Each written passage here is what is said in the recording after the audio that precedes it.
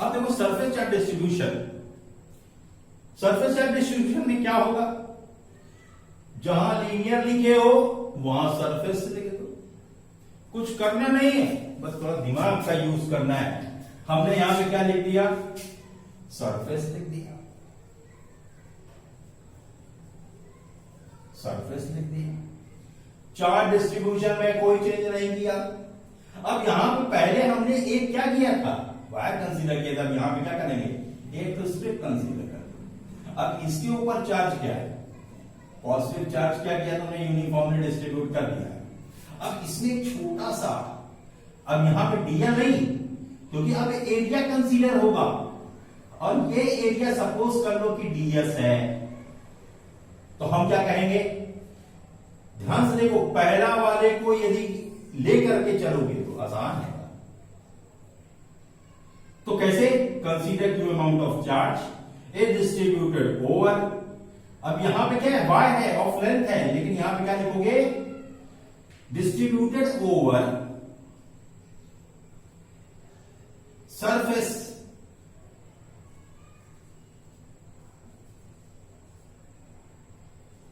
Area A. अब इसमें जो कंसीडर, अब चार्ज जैसे जैसे इसका एरिया इंक्रीज करेगा तो बेटा चार्ज की वैल्यू भी तो क्या होती है, इंक्रीज करती चली जाएगी। सो dq इज प्रोपोर्शनल टू क्या हो जाएगा, यहां पे क्या हो जाएगा, ds हो जाएगा। तो dq is directly proportional to ds। हम किसको रिप्लेस कर रहे हैं, l को रिप्लेस कर रहे हैं, किससे कर रहे हैं, s से रिप्लेस कर रहे हैं। तो जब dq is directly proportional to ds, proportionality relation है, हम बता चुका हूं पहले प्रोपोर्शनलिटी रिलेशन होता क्या है। अब यहां पे क्या हो जाएगा, dq is directly proportional to ds, तो dq इज इक्वल टू क्या हो जाएगा, यहां पे सिग्मा टाइम्स ऑफ ds। अब इसको इसकी लिमिट के लिए क्या करो, इंटीग्रेट कर दो। जब इंटीग्रेट करोगे तो यहां पे क्या हो जाएगा, 0 से a, क्योंकि तुमने एरिया क्या कंसीडर किया है, a, और यहां पे क्या हो जाएगा, सिग्मा ds। यहां पे क्या हो जाएगा, सिग्मा, और यहां पे एरिया क्या है, a, क्योंकि देखो अपर लिमिट a है, तो यहां पे भी a होगी। अब सरफेस को जब तुम 1 का इंटीग्रेशन s के रिस्पेक्ट में करोगे तो तुमको क्या मिलेगा, एरिया तो मिलेगा, दैट इज s। अब इसके बाद का स्टेप क्या होगा, यहां पे क्या हो जाएगा, सिग्मा a माइनस 0। तो यहां पे क्या हो जाएगा कि q is equal to sigma a, तो सिग्मा इज इक्वल टू क्या हो जाएगा, q अपॉन a। ध्यान से देखो कितना मस्त है, कितना आसान है। q इज इक्वल टू क्या हो गया, सिग्मा इज इक्वल टू क्या हो गया, q अपॉन a।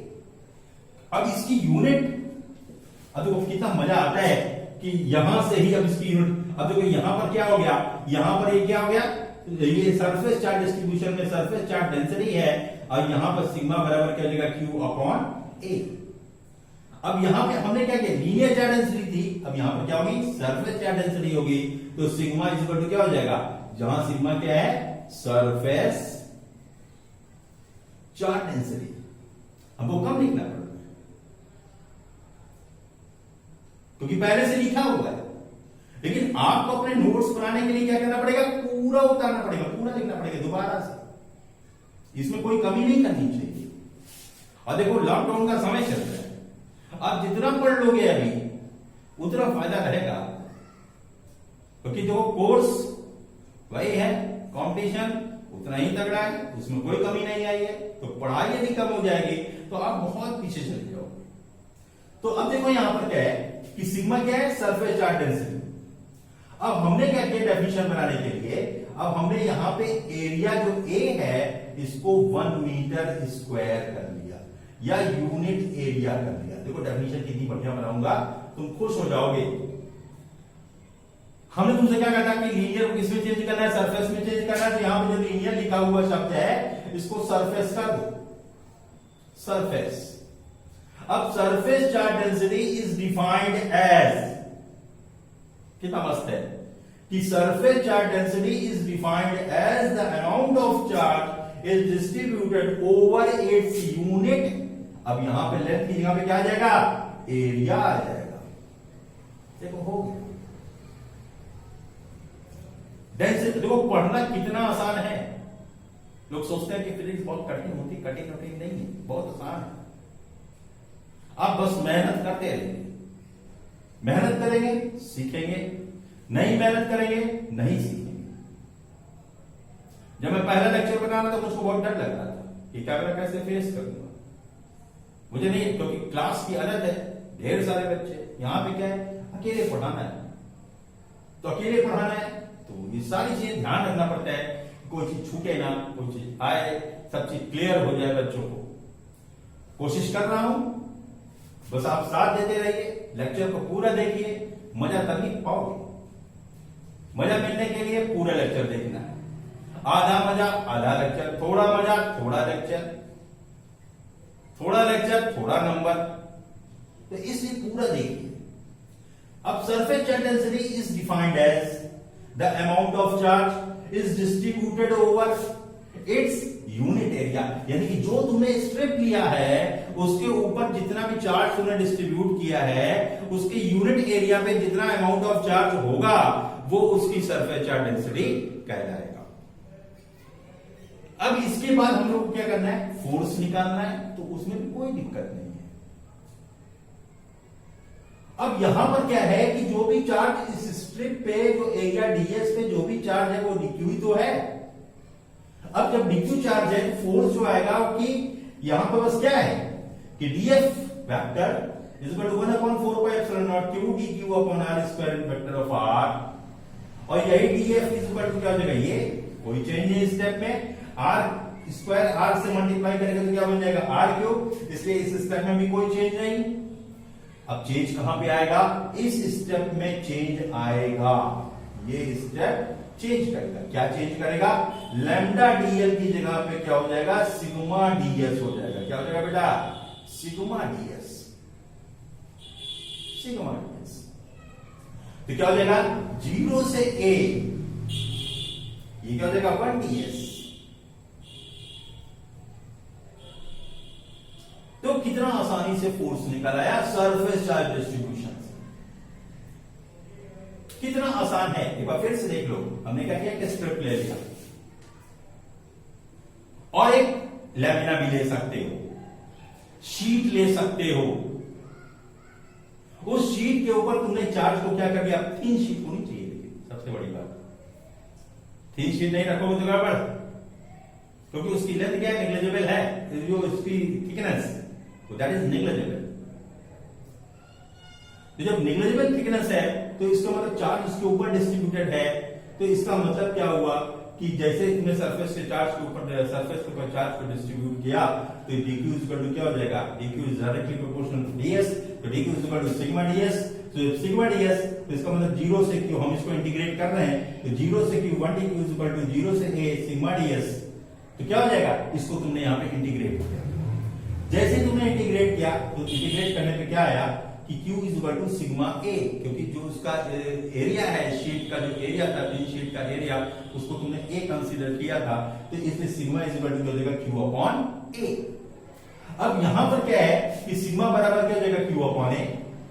कैसा, इसकी यूनिट क्या होगी, अब देखो यहां पे यूनिट क्या कर देंगे, coulomb per metre square, point to be noted, coulomb per metre square.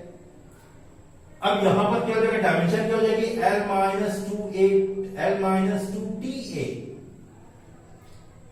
सही है ना, कोई दिक्कत तो नहीं, ठीक है।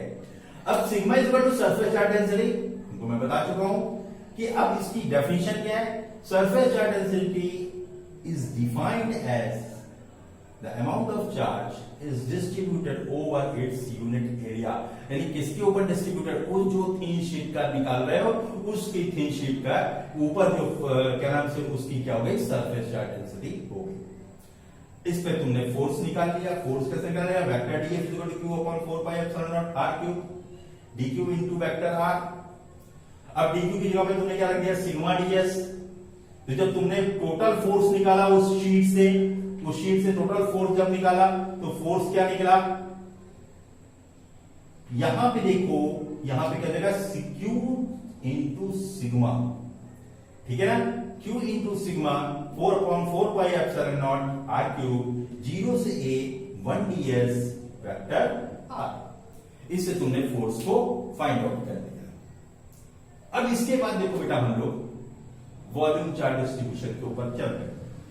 वॉल्यूम चार्ज डिस्ट्रीब्यूशन का मतलब क्या होता है? कोई भी सॉलिड ऑब्जेक्ट, वो चाहे किसी भी शेप का हो, क्यूब, क्यूबॉइड, स्फीयर, कोन, सिलेंडर, सब कुछ, कोई भी ऑब्जेक्ट आप चूज कर सकते हो। तो हमने क्या किया, एक मैंने स्फीयर ले लिया। स्फीयर लेने से क्या होता है, थोड़ा सा फिगर चेंज होगा, क्योंकि सॉलिड ऑब्जेक्ट है।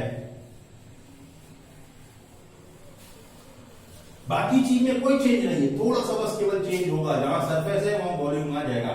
अब बाकी कोई थ्योरी में चेंज नहीं है, डेफिनेशन थोड़ी सी चेंज हो जाएंगी, बाकी पूरी की पूरी थ्योरी बिल्कुल वैसे ही रहेगी, कोई भी दिक्कत आपको नहीं आएगी। तो सपोज करो कि मैंने क्या किया कि यहां पर एक हमने स्फीयर ले लिया, एक स्फीयर कंसीडर कर लिया।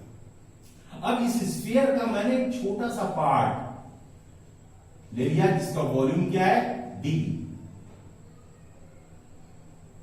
अब यहां पे लिखेंगे consider Q amount of charge, ध्यान से देखना, consider Q amount of charge is distributed over. अब यहां पे क्या हो जाएगा, सॉलिड स्फीयर।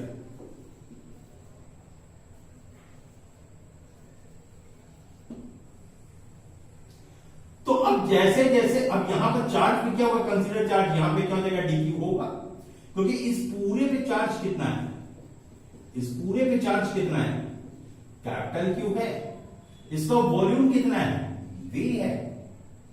अब यहां पर क्या हो जाएगा कि dq is directly proportional to ds नहीं, अब यहां पे क्या हो जाएगा, dv हो जाएगा। dq is directly proportional to dv, तो dq इज इक्वल टू क्या हो जाएगा, रो dv। अब देखो यहां पे जो रो है ना, ये वॉल्यूम चार्ज डेंसिटी कहलाता है। अब इसके पूरे वॉल्यूम के लिए यदि आप इसको इंटीग्रेट करोगे तो यहां पे क्या हो जाएगा, 0 से v, और यहां पे क्या हो जाएगा, रो dv। अब यहां पे रो किससे रिप्लेस हो रहा है, वो सिग्मा से, सिग्मा रो जो है किससे रिप्लेस हो रहा है, सिग्मा से हो रहा है। ओ सॉरी, सिग्मा की जगह पे आप क्या कर रहे हो, रो रख रहे हो, माने कि sigma is displaced by volume charge density, that is rho. अब जब तुमने इसको फिर से इंटीग्रेट किया, देखो मैं फिर से कर रहा हूं क्योंकि आदमी को लगे साफ सुथरा रहेगा तो और अच्छा रहेगा। फिर से वही स्टेप को करेंगे तो डिवीजन भी हो जाएगा। 1 dq का इंटीग्रेशन क्या हो गया, क्यू, लिमिट लगाओ 0 से कैपिटल क्यू, रो क्या है, कांस्टेंट है, 1 का इंटीग्रेशन v के रिस्पेक्ट में कैपिटल v हो जाएगा 0 से v। यहां पे क्या हो जाएगा, upper limit minus lower limit, यानी q minus 0 is equal to rho v minus 0। तो q इज इक्वल टू क्या हो जाएगा, रो v हो जाएगा।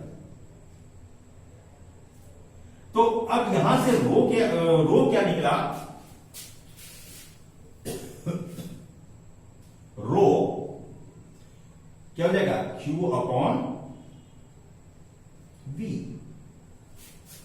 तो कितना आसान है कि q अपॉन v। अब इसकी यहां पे डायमेंशन और यूनिट, तो क्या हो जाएगा, coulomb per metre cube, that is the unit. अब यहां पर डायमेंशन L-3 AT, TA कर लो, जो किसी पैटर्न पे लिखते हैं। अब यहां पर क्या हो जाएगा, जो एरिया था वो यूनिट एरिया नहीं होगा, अब यहां पे यूनिट वॉल्यूम हो जाएगा, ठीक है। और यहां पे v बराबर क्या हो जाएगा, 1 मीटर क्यूब। जो भी तुमने सॉलिड ऑब्जेक्ट लिया है, स्फीयर या कुछ भी, उसका वॉल्यूम क्या है, यूनिट है, यानी 1 मीटर क्यूब है। अब यहां पर क्या हो जाएगा, वॉल्यूम चार्ज डेंसिटी, तो वॉल्यूम कर लो। वॉल्यूम चार्ज डेंसिटी किसकी, ऑफ सॉलिड ऑब्जेक्ट, बता सकते हो उसके अंदर, चलो मैं बढ़ा दे रहा हूं, of solid object is defined as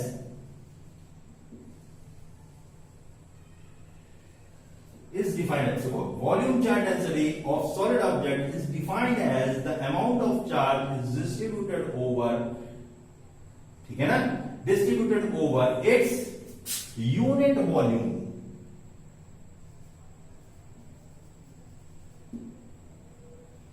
ठीक है ना, मजा आ गया ना, कितना आसान है. फिर से देखो वॉल्यूम चार्ज डेंसिटी की डेफिनेशन देखो कि volume charge density of solid object is defined as the amount of charge is distributed over its unit volume. अब इस पे फोर्स निकालना है. अब फोर्स निकालने के क्या किया, मैंने यहां से लेकर एक ये डायरेक्ट पॉइंट लिया, यहां पे क्यू चार्ज रखा और यहां पे जो क्यू चार्ज रखा इसकी डिस्टेंस क्या हो गई, यहां से यहां तक की आर हो गई. और जब आर हो गई तो इसके अलोंग जो यूनिट वेक्टर है वो सपोज कर लो कि आर है, यूनिट वेक्टर आर. जब फोर्स हुआ तो स्टेप देखो वही है, कोई चेंज नहीं है. जो पहला था वो फिर हुआ, फिर अगली बार फिर हो रहा है. DF is equal to 1/4 pi epsilon naught Q D Q into unit vector of R upon 4 pi epsilon naught R square. Unit vector of R यहां पे क्या रखोगे, vector R upon mod R. तो सेम स्ट्रेंथ में आप आगे की ओर बढ़ गए स्टेप में. अब इसके बाद क्या होता है कि जब हम यहां से यहां पे आते हैं तो देखो फिर यहां पर क्या है कि DF is equal to R square का आर मल्टीप्लाई किया आर क्यूब हो गया, बाकी सारी चीज वैसे ही निकालें. लेकिन डीक्यू बराबर क्या होता है, डीक्यू बराबर क्या है, रो डीवी. और रो डीवी का मतलब यह है कि आप यहां पे क्या लिखेंगे, रो डीवी. रो डीवी अब यहां पर अभी यहां पे चेंज हो जाएगा, यहां पे हो जाएगा रो और यहां पे डीएस की जगह पे क्या हो जाएगा वी और वॉल्यूम क्या है इसका वी. जरा सोचो कि वॉल्यूम चार्ज डेंसिटी से तुमने फोर्स को निकाल दिया. अब जब फोर्स निकल गया, हमने देखो कंटिन्यूअस चार्ज डिस्ट्रीब्यूशन से हमने क्या किया, फोर्स को निकाला. इधर बीच में देख रहा था कि बहुत से बच्चों के फोन्स आ रहे थे कि सर आप 10th क्लास का वीडियो बनाइए, 9th क्लास का मैथ्स का बनाइए, 10th क्लास का मैथ्स बनाइए, और सबसे बड़ी डिमांड तो किसकी है कि 11th क्लास वाली कि सर आप हमारे क्लास का वीडियो नहीं दे रहे हैं, बाकी सारी क्लास का वीडियो दे रहे हैं. तब उनका इंतजार खत्म हो रहा है. बहुत जल्दी ही मैं 11th का भी वीडियो फिजिक्स का मैथमेटिकल टूल्स का बना के दूंगा. और क्योंकि बिना मैथमेटिकल टूल्स पढ़े हुए इंटीग्रेशन डिफरेंशिएशन तुम लोग जानते हैं, जो 12th क्लास के हो, इसमें सब चीज इंटीग्रेशन डिफरेंशिएशन यूज होता है. कुछ अलजेब्रा का पार्ट होता है, कुछ ट्रिग्नोमेट्री का पार्ट होता है, सारे फॉर्मूले पूरी मैथ्स इसके अंदर यूज होती है. अगले लेक्चर में जब मैं तुमको सुपरपोजिशन प्रिंसिपल बताऊंगा तो उसमें तुमको दिखाऊंगा कि देखो कैसे क्वेश्चंस न्यूमेरिकल्स लगाए जाते हैं, तो ये तुमको मजा आएगा.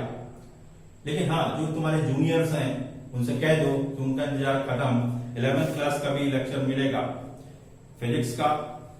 11th क्लास का फिजिक्स बहुत जल्दी आने वाला है. 10th क्लास की भी डिमांड है तो 10th क्लास का भी लेक्चर बहुत जल्दी मिलेगा. और 9th क्लास का भी मैं बनाऊंगा लेक्चर, तो 9th क्लास का भी मिलेगा. तो अपने मित्रों से कह दीजिए कि मेरे वीडियो लेक्चर्स को देखें. और कोशिश करूंगा कि कल ही 10th क्लास का बन जाएगा तो कल ही 10th क्लास का डाल दूंगा. और आप लोगों से निवेदन है बस मेरा उत्साह बढ़ाते रहिए, सब्सक्राइब करते रहिए और कमेंट्स के माध्यम से मुझको बताइए कि कहां वास्तव में आपको दिक्कत है. यदि मुझे आपकी दिक्कतें नहीं पता लगेंगी तो वर्चुअल क्लासरूम में बताना समझना केवल आप कमेंट से ही बता सकते हैं. और अच्छा करिए, अच्छा लिखिए, अच्छे कमेंट्स दीजिए, उत्साह मेरा बढ़ाइए. कोई दिक्कत समझ में नहीं आ रही है तो मेरा व्हाट्सएप नंबर भी उसी में है, तो व्हाट्सएप नंबर पे आप मुझसे कुछ पूछ सकते हैं. जो भी दिक्कतें हैं तो उसको मैं अपने लेक्चर्स में क्या कर दूंगा, कन्वर्ट कर दूंगा, थ्योरी फॉर्म में कन्वर्ट करूंगा, तो आपकी सारी प्रॉब्लम्स क्या हो जाएंगी, दूर हो जाएंगी. Thank you, have a nice day.